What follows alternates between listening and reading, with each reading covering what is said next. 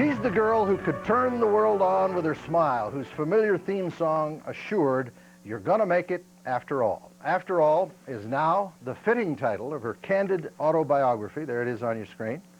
It's a book about her struggles, her triumphs, about the television industry. Mostly it's about a remarkable woman. Mary, welcome to the show. Thank you. What I nice see words. you every year at the Westminster Dog Show, so I know you're a dog fan, right? Oh, I'm an animal fan in general, but right. Yes, I have dogs. So What do you have? I have a golden retriever. I do too. And I have a French hound called a Petit Basset Griffon Von Dien. Woof. Hey, yes. Yes. He looks like a shaggy, long-haired basset. Yeah. And people who ask me what combination he is when they see him in the street, and I tell them, Petit Basset Griffon Von Dien, they say, yes, and what bridge did you buy recently? But he's a great little guy. Yeah. I love dogs. All right, now, you write this autobiography. Now, I must say, in skimming through it, you had a lot of family difficulties, and you were candid about them in this book. Why did you decide to do that? Well, I wrote the book myself, and There is no other name on this, by the way. If you look at the cover of this book, take a look. They usually say Mary Tyler Moore and Herman Schlitz underneath. They're Yeah, a little but tiny, but there is no Herman Schlitz. Herman wasn't available. Herman wasn't That's the available. He problem. was working on my book, so he didn't do this. You sat down and wrote it. I sat down and wrote it. I just felt I had a pretty good overview of what I've been through. This was not a cathartic experience, which is the first thing a lot of my colleagues, celebrities, say. Ah, yes, I worked everything out while I was writing it, and I don't think that's fair. I didn't want to bore anyone with that. So I... Did you pull any punches? Did you write something about somebody and then say, you know, that's a little tough. I'm going to have to soften that up? Sure. You Or did. not include it at all. Really? Now, what were they, Mary? Yeah, she's done Yes, this before. there you What see. were they? What? No, you were abused as a child. I mean, we've got to start there. No. You see, the point of that story was not that I was abused. It was there was an incident of abuse on the part of a friend of my mother and father's. It was the denial of it By your own by parent. my mother Your when mother. I confided in her what had happened, and that's the reason I told the story. How did it make you feel toward your mother when she didn't believe you? I lost faith, You and did. it took a long time to get it back. How did your mother pass away? She died of an aneurysm 4 years ago. Did she have an alcohol problem? Yes, she did. Yes. My brother and I, my brother was 7 years younger than I. He died too 4 years ago of cancer. But my brother and I got sober first. And then You were both alcoholics? We were both alcoholics, although we didn't go to the same parties. And there was quite an age difference, 7 years. But we conspired to get my mother some help. And we arranged an intervention, and she went to the Betty Ford Center, where they did their magic, and it worked. But not without her humorously avoiding it. They said to her at one point, has there been any alcoholism in your family, Mrs. Moore? And she said, no, really. Well, just my kids. Yes, I get it. I got it from them. Now, your dad was not an alcoholic. No. But he had no. other problems.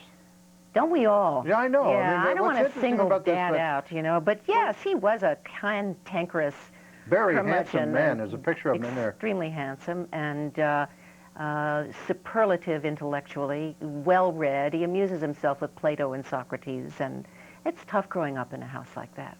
Did he intimidate you intellectually? Still does. Really? Yeah, but we've learned to live with each other. Really? Yeah, he accepts me for the person I am and takes a certain amount of pride in what I've done. When did you know you had become an alcoholic?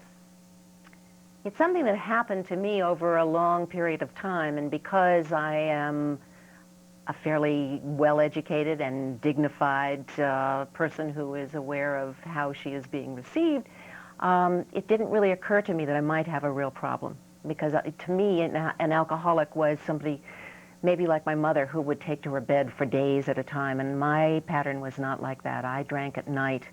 I drank before dinner, and then I drank after dinner.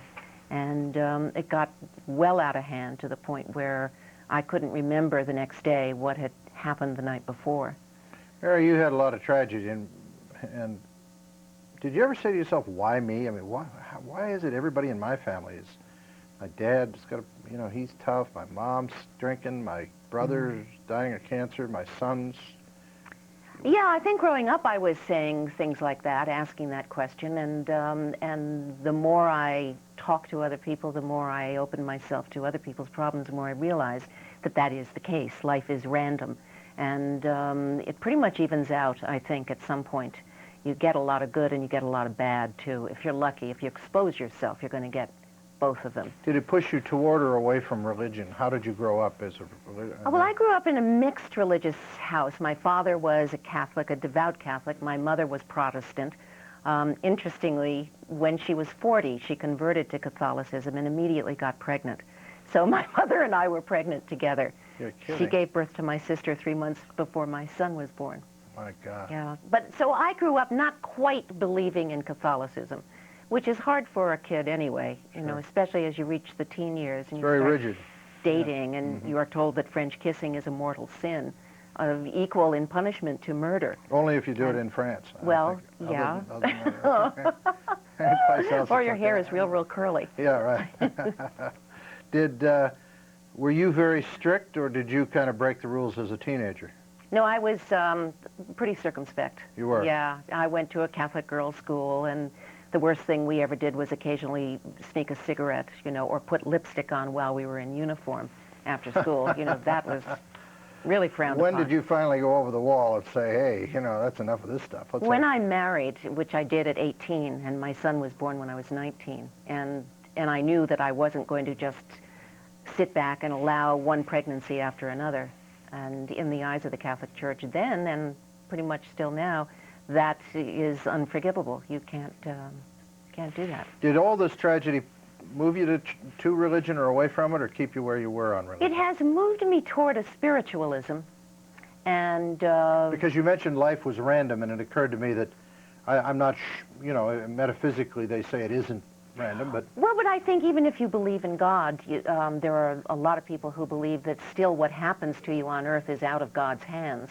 It's not something that he wills for you. It happens, and he's hoping for you to do well and handle it okay. But don't look for him to make miracles. You've always played the sweet, innocent, almost naive, always friendly, never angry person. Did that add an extra burden on you in real life? No, because basically I've been that way all my life. Because you wanted to get approval? Or? I think I've always been looking for affection and approval, yeah. I don't think it goes to pathological ends, though. I think I've been all right with that. I've been comfortable in my own skin. I think I'm very close to Laura Petrie and Mary Richards, perhaps not as earnest as either one of those ladies, and probably not as funny either, but I have a more biting edge than either one of them does. Yeah, there was a big deal in the paper about you taking your clothes off on television in some role recently. I don't know, or that you were in... Not that I was aware of. I don't know where that was, but I thought, oh, no, they're going to... Oh, I think, yeah, there's a movie that I did called Flirting with Disaster, and that comes out in March, and there is a scene where I show my daughter-in-law the condition of my breasts because I have been wearing the proper support. So I lift my sweater up, and there I am in a bra, but believe me, it's more covered than I am when I'm on the beach. But, oh, yes, that was even on CNN. I couldn't believe it. Yeah. It is reported that Mary Tyler Moore has finally taken her clothes off. naked. Yeah, it sounded like, made it sound like that, yeah. Were you always pretty happy with your press coverage, or did the press treat you badly or any time in your career? Because I can never remember anybody disliking you. I think I've been treated very nicely by the press. Yeah, there are a few who seem not to want to let go of the personas of Mary and Laura, and who feel that they have to question whether or not anybody will ever accept me as anything but. But mostly that question comes from a few unimaginative journalists.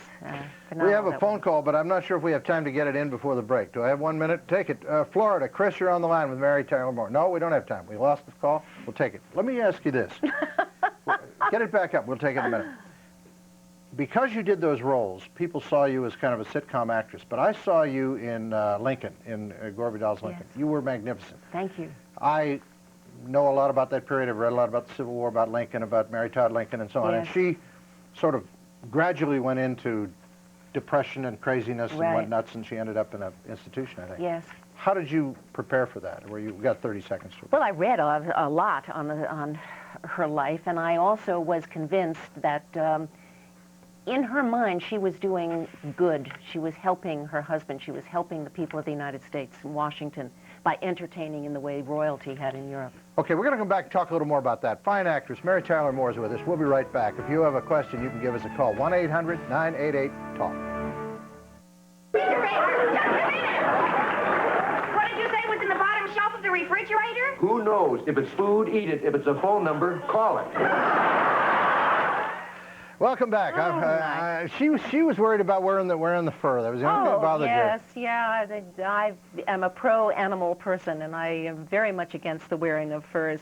I have to watch myself, too. I feel so strongly about it. I'm starting to talk to people on the streets really? and making comments. Well, there's a new low. I'm just one step away from some of those people that you see carted off to places for a while for I arrest. forget who said that. Maybe it was Joan Rivers who said they ought to pass a law in New York where the people who talk to each other have to walk together so they look like they're talking to somebody else instead of just, you know, in New York, a lot of people are walking around talking to themselves. Maybe that's the problem. They just don't have anyone to talk to. They don't have anybody to talk to. Pair them up. Shit-hawk, yes. All right, let me go back for a second. You've played these enduring, happy characters, and you're on that track. You go to the studio. In your own life, you've got some real tragedy going on. Mm-hmm. Do you go to a psychiatrist? How do you get from here to there every day and back again? Well, first you look at the option, and the option is to absent yourself from life, and that never was anything I considered. And the other is to remind yourself that nobody gets away scot-free in this world. Everybody has something. And humor has always been a huge part of my life. Oddly enough, in this home that I grew up in, where there was not an abundance of love, there was never a lack of laughter. Wit, humor was always as familiar Parents as in that breathing. time didn't hug their kids much, did No, they? no, They it's really true. didn't. They said you were supposed to be Yeah. seen and not heard. Come Right. out, say your piece, get back to your room. I grew up in the era, and I kind of brought that to my motherhood, which, as I said, was at 19, which was the feeling that children are in preparation for adulthood. You know, they do not deserve 100% attention now because they're being formed. Soon they'll be worthy of your attention. Do you regret that in your life? You didn't hug your kids yes, more? Of course. Of course I do. What was the lowest point of your life? What was the hardest day of your life? The day my son died. Did you hear about it, and did somebody call you and say he killed himself? Or? My then ex-husband, Grant Tinker, called me, and because he was living in California, I was in New York. And Richie had been sitting on his bed watching television, holding a gun. He collected guns.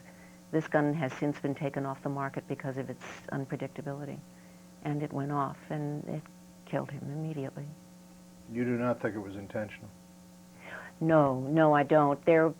And the coroner's office did an in-depth study, and it was ruled accidental. There was some question about it because his roommate had heard him say, "She loves me not, she loves me not." And this youngster assumed that he was playing Russian roulette, and I can't believe that that's true. He was a happy young man with a lot ahead of him, and he and I had just begun to find each other. We had 2 years of real closeness, and they were good times. What regrets do you have about your life? I know that obviously was a regret, but when you look back... Well, when you say regret, I think of the things that you could change. Obviously, I can't change that. I would have more children. That's something I would have changed. I would have waited to have my son. I don't think you can do both without somebody or something paying for it. That is motherhood and working. And I think there is a natural, physical, emotional connection between mother and child that's irreplaceable. A lot of feminists say you can have it all. Yes, I think that's not true. Wow. And I think there are a lot of women who have to work, and that's really tough to make that decision. But I don't think it's a choice that I would make again. You would give up the work for a kid? Yeah, I would give up the work or give up the kid. Okay, let's take a call from Pennsylvania. Great state of Pennsylvania. Theta, you're on the line. Being a diabetic, how did your drinking... We can't hear it out here. Hold on, Theta. I think she talked about being a diabetic. Yes. Could you talk about that? Go ahead. She asked the question about how my drinking affected my diabetes, and it was not a good effect. It was very bad for me, and I was running a constant risk of developing any number of the side effects that will develop over time in diabetes. But I could have brought them on much sooner because of that. Is diabetes a permanent condition? I mean, do you have It is a permanent condition. We're working very hard at the Juvenile Diabetes Foundation, funding research to find a cure and the prevention of diabetes. But it is, it's a hidden killer in that you die of the side effects. You die of kidney failure, of stroke, heart attack. Blindness is one of the leading side effects of diabetes. They work very hard to find ways to deal with those side effects as time goes on, but we've got to find the cure. And unfortunately, because people like me who are diabetics look pretty healthy and seem to have a great deal of energy, and I do for today, but the odds are that I won't. We'll be back with Mary Tyler Moore. The book, After All, you can pick it up in the bookstores right now. Go get it, everybody. If you want to give me a call, you can. 1-800-988-TALK. Don't go away. We'll be right back with a little more from Mary Tyler Moore.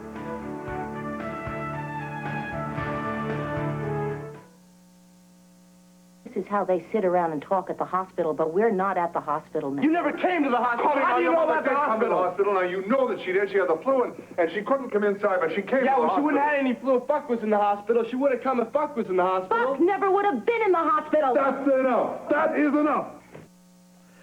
Ordinary People. Wow, that was that's something. I never go to movies like that because I lived through that. I don't need to do that. It's my life.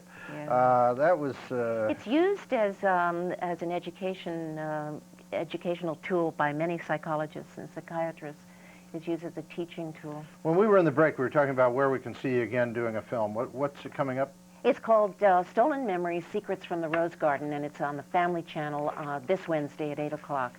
And it's a wonderful piece that I'm very, very proud of. I want to go back to Mary Todd Lincoln because I've talked about the Civil War, that period in time. Yeah.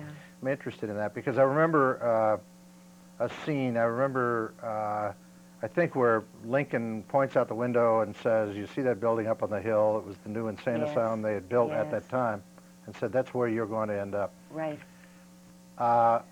Was there ever a time in your life when you questioned your own sanity with all the problems you had? Because you played that so believably. I thought, boy, she's been through something because she's really got me here. I must be honest, Mary, I had trouble thinking of you as Lincoln's wife when I heard about it. So I watched it thinking, I'm never going to buy this. And you had me. I mean, I really believed your performance. It was great. Thank you. Gore Vidal said the same thing. Really? Well, you know, I'm tall and skinny for if nothing else. And she Mary was a little rotund, she was a cute little thing. sweet-looking thing. But this woman was really obsessed with her husband and the presidency. And she thought the more she bought for the White House, the more elegantly she was dressed, the more confidence the people would have in their government. It is said that she may have had a brain disease from syphilis. Ooh. Yes. Which she would have contacted from him. Abraham Lincoln, yes. In those days, I guess they didn't have ways to track it, and there were no drugstores or gas stations to stop by and buy a pack of condoms. Yeah, so right. That's interesting. I never heard that theory. When you play a very dramatic role today, do you have to prepare or do you do it naturally? Because it seems like sitcom would come naturally. You're funny, you think funny, you move fast. But if you're going to do something very serious, what kind of preparation does it take? It depends on the role. In this Stolen Memories piece that'll be on Wednesday, I play a woman who has the brain of a 6-year-old because of an incident that happened when she was that age, and her head was held underwater. So she suffered oxygen deprivation, and I spent quite some time with 2 neurologists and a patient of one of them who was sweet enough to invite me into her home, where I spent an afternoon with her and her family talking about what it was like, has been like, and will be like for her. And I was given guidelines, parameters wherein I could play. I knew that there need not necessarily be any physical limitation or any oddity that you might spot, but I found a few for myself. I invented some. I'm a dancer, and so those things came naturally to me. I love roles like that. I love the roles that scare me, that make me think, and and make me question my own ability. Can I do this? Can We I have a really clip, pull don't it we? off? Do we have a clip from that? Let's take a look at it. Let me see it. Well, try one, Jesse.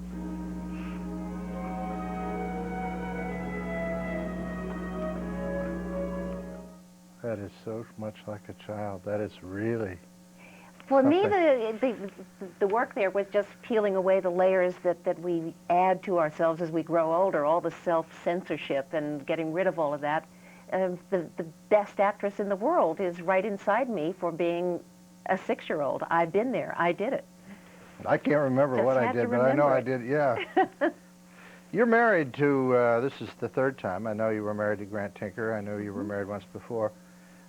This one seems to be going better than most. Yes, it does. Knock on wood. Yeah. Why? Yeah. He's Whoever knows? now, I must ask you this. He's younger than you. He's younger than I am by some 18 years. He is Jewish. I am not. He is a physician. I am an actress. For all the reasons in the world, we beat the odds. And nobody thought that we could. 18 years younger. Did that scare you? Because, I mean, I think of, you know, you marry somebody 18 years younger, you think, what happens when you're 60 or 70? Is that a problem? Who knows? You don't know. We'll find You've talked out. about it. We'll find out. Yeah. No, we haven't really talked about it because whoever knows what's going to happen. He may be the one that needs my help. Please God, it doesn't happen that way, but you can't count on very much of anything in life. Why is this marriage working out better? I think maybe because there aren't so many expectations. And I had been through so much loss by the time I met Robert that I wasn't interested in continuing the seeking of daddy behavior that had been so much a part of my life. Mm-hmm. I really was looking for companionship, and that's what I found in this man who happened to be 18 years younger than I am. But it Okay, works. I'm not going to press that. My home state of Ohio. Sue, you're on the phone? Hi, what You're an on the honor air to right speak now. to you. Huh? Can you hear me? Yep. Yes. I'm sorry. Mary, I was wondering if you are enjoying, my children enjoy so much your rerun shows, and I was wondering if you're enjoying a whole new generation of fans now. I am, and I run into them, little 8, 9, 10-year-olds who have watched all of the Dick Van Dyke shows, and now 30 years later they encounter me. I'm amazed that I'm not terrifying them, because there have been a few changes. Thank Well, my you. children certainly are enjoying your shows, and I guess it goes to show that good work will just go on and on. It does seem to have a life. It sure does. Thank Yeah, I you. see the Honeymooners, don't you? And you see Jackie Gleason, and you say, I remember seeing that when I was back in the early 50s Sure. in those days, Yeah. and they're still funny. I mean, Art Carney and They are. Gleason are very funny. You bet. Yeah. I watch the reruns, too, every once in a while. Do you? I have insomnia. I'm up at 3 o'clock, and I'll make myself a cup of tea, and I'll turn on and watch, well, just one episode. And I don't like to do this, but I know it's important to audiences to kind of put up the people in the cast and say, give me a quick capsule of some of these people, like Ed Asner, for instance. Tell me about it. He was a guest here. He and I had a great argument. He's a great liberal, you know, he's a great pro-union liberal. We had a great argument. In fact, Ed, if you're watching, we never finished that argument, so when you come back to town, come back. Is there anything I can do to help? I don't know whose side to take. But tell me about Ed. Ed's a great bear of a man. I love him. He's so smart, so wise and loving and generous. It was funny because he did not think he would get along with me because he knew I was somewhat more conservative than he is. Yeah. And I didn't know about him. I always enjoyed him as an actor, so I didn't have any conditions for anything. I just came out and we had a conversation. But he was terrific. He's a very warm guy. Well, he's smart. Yeah, you he is can't smart. help but get along with that's right. people He who is are smart. Do we have any more of those pictures Mary can look at? The audience wants... Oh, boy. Ted Knight. What a brilliant actor. I was so looking forward to the revelation, to Ted's epiphany as a dramatic actor. Yeah, because he went through it. He was actually trained as a Shakespearean actor, as I recall, and classically trained. Yes. Brilliant.